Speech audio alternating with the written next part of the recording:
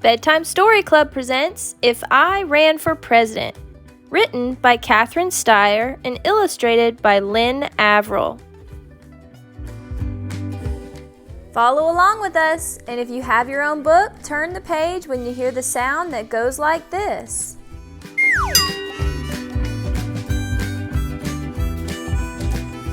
Okay, kids, what time is it?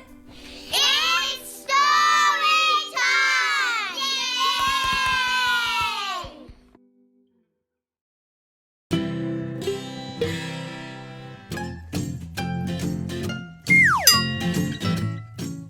It would be great to run for President of the United States. If I ran for president, I'd hope the people of the United States would choose me for a very important job. The job of leading our country. And I'd hope to follow in the footsteps of past presidents such as George Washington, our first president, Thomas Jefferson, Theodore Roosevelt, and Abraham Lincoln.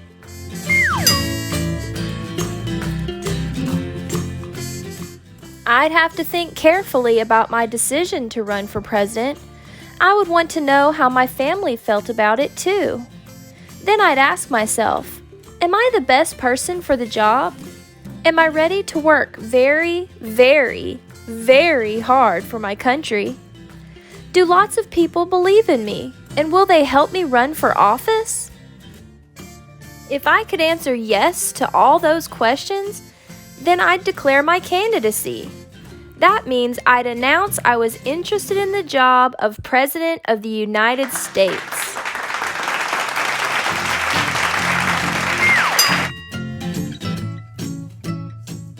If I ran for president, I'd run a campaign to let voters learn all about me. People who thought I'd be a good president would donate money or time to help. I'd hire people to work on my campaign, too. Campaigns make a candidate famous. Soon my name or face would appear on signs, buttons, bumper stickers, and t-shirts. I'd even star in television commercials.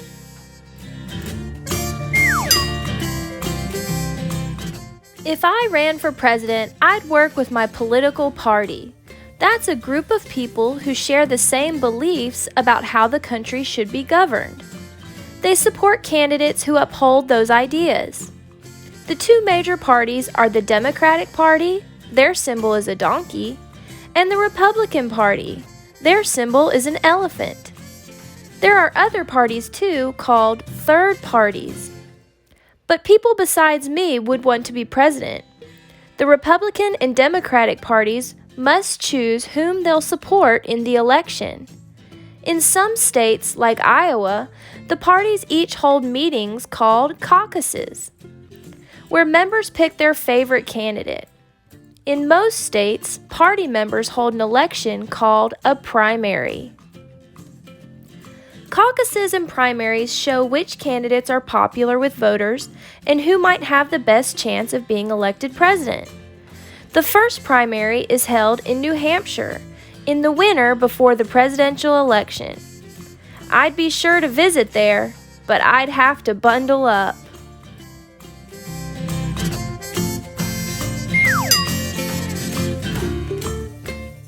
In the summer before the election, the political parties announce their candidate for president.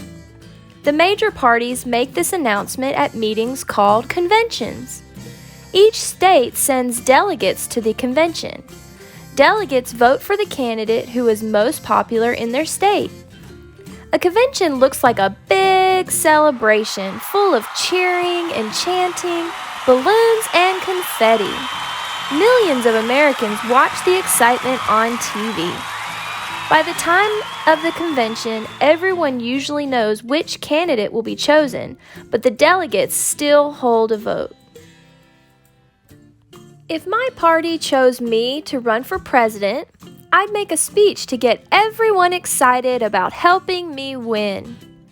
I'd tell the American people about my platform, my plans and ideas for our country. My running mate would make a speech too.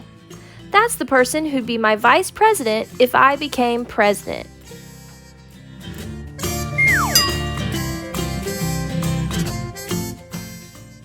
If I ran for president, I'd be invited to debate with other presidential candidates. A person called a moderator would ask us questions.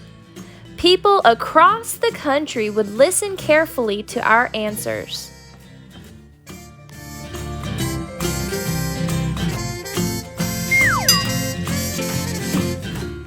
Reporters would ask me questions too, about my life, my family, even my kitten Sassy. They'd print old photographs of me in newspapers and magazines, like the snapshot of me in my superhero costume, or my baby picture when I still wore diapers.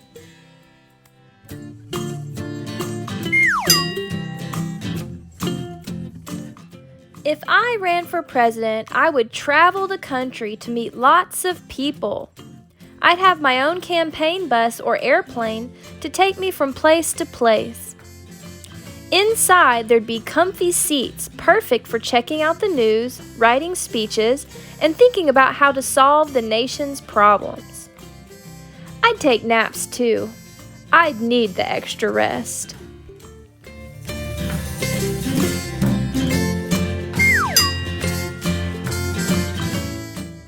I'd work hard and be very busy. All in 1 week, I might share cereal with kindergartners in California, crunch corn with farmers in Kansas, and have dinner in Delaware, where I'd order the Blue Plate Special with apple pie and a large strawberry milkshake. After all that food, I might not feel too well. Still, I'd have to smile and talk with the people I met. Presidential candidates make lots of speeches, shake hands, and cuddle babies.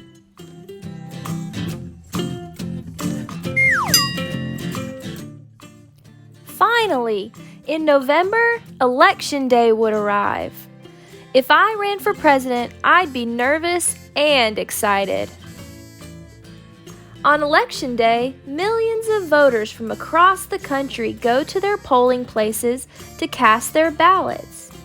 That's another way to say that they vote.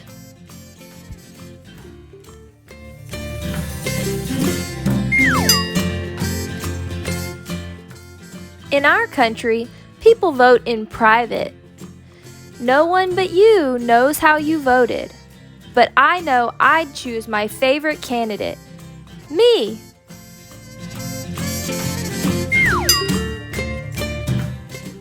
Once the voting is finished, officials count up the ballots. Then comes the announcement on television, radio, in the newspapers, and on the internet. People everywhere find out who will be the next president of the United States. I'd stay up late and keep my fingers crossed.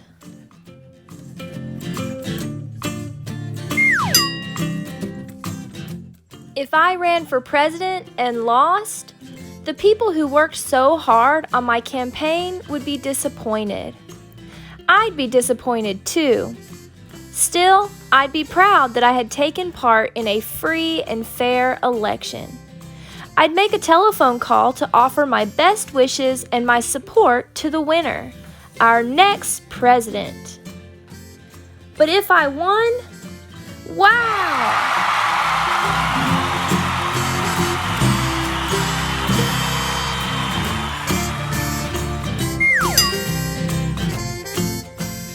On January 20th, I'd say the words of the oath of office and be sworn in as president. On that day, my inauguration day, there'd be a parade and a fancy ball.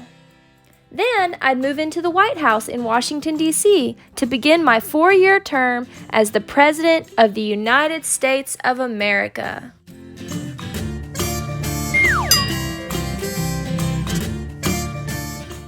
And what would I do when I became president? Well, that's another story.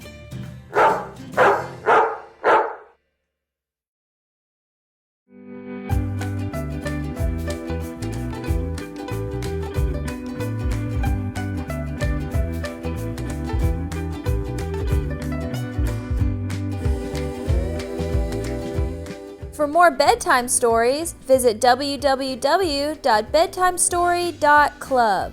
That's www.bedtimestory.club.